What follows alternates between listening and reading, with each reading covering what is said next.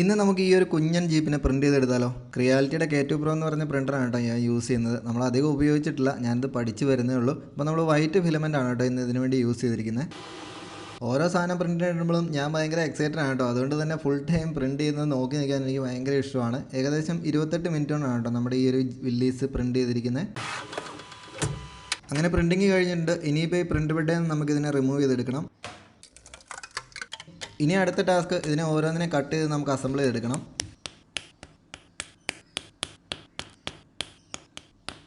നമ്മളിതിൽ single colour filament ആണ് കേട്ടോ ഉപയോഗിച്ചിരിക്കുന്നത്. ഇത് ശരിക്കും ജീപ്പിൻ്റെ സെയിം കളേഴ്സ് മൾട്ടി കളറിൽ നമുക്ക് പ്രിൻറ്റ് ചെയ്യാൻ പറ്റും. അപ്പോൾ എൻ്റെ കയ്യിൽ ഫിലമെൻ്റ് ഇല്ലാത്തതുകൊണ്ടാണ് ഞാനിപ്പോൾ സിംഗിൾ കളറിൽ ചെയ്തിരിക്കുന്നത്. ഇത് വേണമെങ്കിൽ നമുക്ക് പെയിൻറ്റ് ചെയ്ത് പെർഫെക്റ്റ് ആക്കി എടുക്കാനും പറ്റും കേട്ടോ.